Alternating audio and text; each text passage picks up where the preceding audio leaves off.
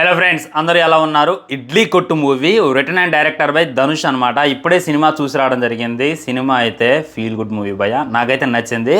అంటే అందరికీ నచ్చాలి అనేటటువంటి రూల్ లేదు. చాలా ల్యాగ్ ఉంటుంది. లైక్ ఫస్ట్ హాఫ్లో అక్కడక్కడ ల్యాగ్ ఉంటుంది అనమాట. సెకండ్ హాఫ్లో కూడా కొద్దిగా సాగదీసేటటువంటి ప్రయత్నం చేసిండు. కానీ మధ్య మధ్యలో వచ్చేటటువంటి ఆ emotion scenes, father and son మధ్య ఎమోషన్ సీన్స్, ఆ లవ్ ట్రాక్ ఎమోషన్ సీన్స్, ఆ ఇడ్లీ కొట్టికి ఫాదర్కి మరియు సన్కి మధ్య ఉండేటటువంటి ఎమోషన్ సీన్స్ని అండ్ అక్కడక్కడ మదర్ సెంటిమెంట్ని అండ్ ముందుకు తీసుకెళ్లే కొద్దీ సెకండ్ హాఫ్లో కూడా లైక్ అంటే మీకు ట్రైలర్ చూస్తే మీకు క్లారిటీ వచ్చేస్తుంది. ఆ యొక్క ఎమోషన్ సీన్స్ అన్నీ కూడా మామూలుగా తగలు. ఫస్ట్ హాఫ్ లిటరల్లీ ఒక 3-4 ఎమోషన్ సీన్స్ ఉంటాయి, కళ్ళమ నీళ్ళు వస్తాయి, దాంట్లో అయితే డౌట్ లేదు. బాగుందనమాట, హార్ట్కి టచ్ చేయాలా ఉంటుంది. ఆ బ్యాక్గ్రౌండ్ మ్యూజిక్ అయినా ధనుష్ ఇంత మంచి రైటర్ ఉండా నీలో అనేటటువంటి ఫీలింగ్ మీకు తప్పగలిగిద్ది. అలా ఉంటాయి కొన్ని సీన్లు అయితే అటాచ్ మనకి తగిలిపోతాయి అనమాట. అసలు ఇక మనల్ని చాలా పాస్ట్ గుర్తు చేస్తాయి అనమాట. అంటే చిన్నప్పుడు టిఫిన్ సెంటర్ ఇవన్నీ కూడా మనకి తిప్పి చూపించేటటువంటి ప్రయత్నం చేస్తారు అక్కడ. అండ్ సెకండ్ హాఫ్లో తను వాళ్ళ ఊరు వదిలి వలస వెళ్ళిపోవడం, అంటే వేరే కాడికి వెళ్ళి ఎదగాలి, ఇక్కడే ఉంటే ఏం చేయలేను అనేటటువంటి దానికోసం తను వెళ్తాం, మళ్ళీ తను తిరిగి రావటం, ఈ ఎన్ని ఎమోషన్ సీన్స్ అయితే మామూలుగా దాకలో. మీరు ఎమోషన్ సీన్స్ని ఇష్టపడే వాళ్ళు, ధనుష్ యాక్టింగ్ అంటే మీకు పిచ్చి ఉంటే తన యొక్క నెక్స్ట్ లెవెల్ యాక్టింగ్ అయితే ఇందులో చూస్తారో, తన యొక్క నెక్స్ట్ లెవెల్ రైటింగ్ అండ్ తనలో ఉన్నటువంటి ఒక కొత్త కోణం డైరెక్టర్ని అయితే మీరైతే తప్పకుండా చూస్తారు. భయ్యో మా జోనర్ వేరు భయ్య అంటే మట్టికి మీకు కొద్దిగా సినిమా అయితే బోరింగ్ కొట్టవచ్చు అని మనం చెప్తాను కదా. మొత్తం ఫీల్ గుడ్ సినిమా స్టోరీ లేని విషయానికి వచ్చినట్లయితే తండ్రి ఇడ్లీ కొట్టు స్టార్ట్ చేస్తారు. ఆ కొట్టు చూసుకున్నట్లయితే ఆ ఊరికి వెన్నుముక. ఎందుకు వెన్నుముక అనేటటువంటిది మీరు థియేటర్లో చూడాలి. మన కొడుకు కూడా ఇడ్లీ చేయడం నేర్చుకుంటాడు అనమాట. ఆ తర్వాత నేను ఎక్కడ ఉంటే పని కాదు అని చెప్పి వేరే కాడికి వెళ్ళాలి అనుకుంటాడు. మరి తను వెళ్ళడానికి గల కారణాలు ఏంటి?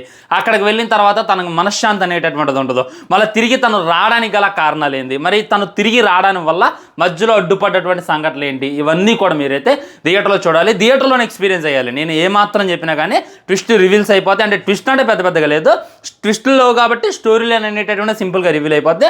అందుకే నేను ఏ విధమైనటువంటి స్టోరీ చెప్పట్లేదు. మధ్యలో నిత్యమైన వేరే లవ్ ట్రాక్స్ ఇవన్నీ కూడా మీరు థియేటర్లో చూసి ఆస్వాదించేటటువంటి ప్రయత్నం చేయండి.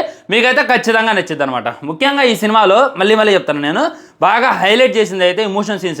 ముందు డైరెక్టర్ ఏం చేసిందంటే ధనుష్ గారు ఎమోషన్ సీన్స్ రాసుకుంటూ ఎమోషన్ సీన్స్కు తగ్గట్టు దాని ముందు జరిగేటటువంటి సంఘటనల్ని చాలా కళ్ళగట్టినట్టు మనకు చూపించడం అనమాట. ఎమోషన్ సీన్ రాసుకున్నాం అంటే రాసుకోవటం కాదు, దానికి తగ్గట్టు దాని ముందు జరిగేటటువంటి సీన్ మనకి అటాచ్ చేయడం, మన గుండెల్లో గుచ్చుకోవడం, మనం దానికి కనెక్ట్ అయ్యేలా దాన్ని చూపించేటటువంటి ప్రయత్నం చేసిండు.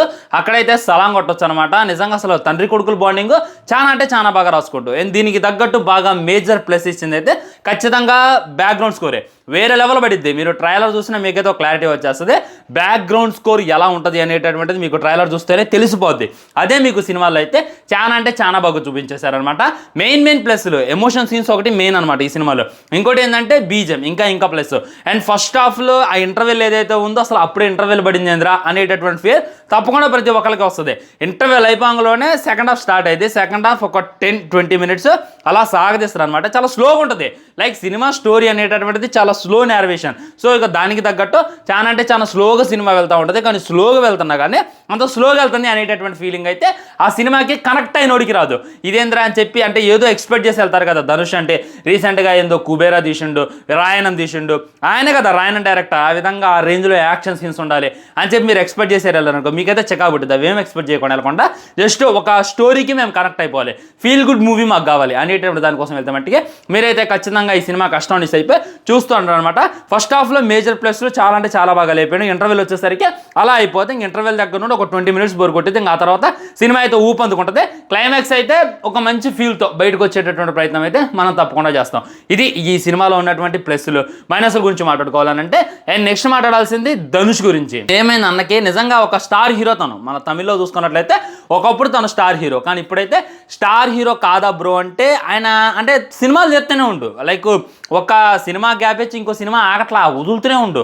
లాస్ట్ ఇయర్ కాదు మొన్న చూసుకున్నట్లయితే కుబేరా సినిమా వచ్చింది. అది వచ్చి కనీసం 2 నెలలు కూడా ఏందో లేదు, ఎమ్మటే ఈ యొక్క సినిమాని అయితే దింపిండు. ఇది అయిపోయిన తర్వాత ఇంకో సినిమా ఉంది. సో తనలో ఉన్నటువంటి డైరెక్టర్ని తను బయటకు తీసేటటువంటి ప్రయత్నం చేస్తుండో, తనే రాసుకుంటుండో, తనే డైరెక్ట్ చేస్తుండో, ఒక మంచి కంటెంట్తో దింపుతుండో, ఏదో కాన్ఫిడెంట్గా వెళ్ళిపోతుండో. అది కాక మన మధ్యన పిల్లగాలతో కూడా ఒక సినిమా తీయడం జరిగిందనమాట. దాంట్లో మన ఓజీ మూవీలో హీరోయిన్ ఐటమ్ సాంగ్ వేస్తుంది కదా, ఆ సినిమాలో కూడా అంటే తను ఫెయిల్ అయిపోయిండు. ఆ సినిమాలో ఫెయిల్ అయిపోయిండు. రాయన సినిమా కూడా నాకన్నా అంత గొప్పగా అనిపించదు. కుబేరా సినిమా ఏదైతే ఉందో సినిమా సినిమా మంచిగా హిట్గానే పరిగణించిండు, తనకు నేషనల్ అవార్డు వస్తుంది అనేటటువంటి వార్తలు కూడా వచ్చాయి. కానీ ఒక డైరెక్టర్గా అయినా ఒక రైటర్గా అయినా ఈ సినిమాకు కూడా అలాంటి అవార్డు ఒకటి అందజేయాలి అనేటటువంటి ఫీలింగ్ అయితే నాకు బాగా కలిగింది. ముఖ్యంగా ఫ్రెండ్స్ అసలు కొన్ని సీన్లు ఉంటాయి, మీరైతే ఇక కదలరు అనమాట. అంటే కనెక్ట్ అవ్వాలి. నేను ముందే చెప్తున్నాను, థియేటర్కి వెళ్ళిన తర్వాత ఏ విధమైనటువంటి ఎక్స్పెక్టేషన్స్ పెట్టుకోమాకండి. వామమ్మ రావణ్ గారు ఏడుపు అంటుండో ఎమోషనల్ అంటుండో ఇంకా ఎట్టుంటుందో ఏమో అని చెప్పి ఏదో ఎక్స్పెక్ట్ చేసి మీరు థియేటర్లో కూర్చున్నారు అనుకో, మీరు డిసప్పాయింట్ అవుతారు. మీరు ముందు థియేటర్కి వెళ్ళే ముందు ఫ్రెష్ మైండ్ సెట్తో వెళ్ళండి. ఏదో అల్లర్చల్లరగా ఉన్నటువంటి థియేటర్ అంటే అల్లర్చల్లర ఏం లేదు, నేను వెళ్ళినటువంటి థియేటర్లో కనీసం 50% కూడా ఫుల్ కాల. సో నేనైతే చాలా ఫ్రీగా చూసా. ఎవరు అరిసోళ్ళు ఉండరు, డిస్టర్బ్ చేసేవాళ్ళు ఉండరు, మాటి వచ్చి డోర్ తీసేవాళ్ళు ఉండరు, కాబట్టి అలా ఫీల్ అవుతూ చూసా. అందువల్ల సినిమా అయితే కొద్దిగా ఎక్కింది అనేటటువంటి ఫీలింగ్.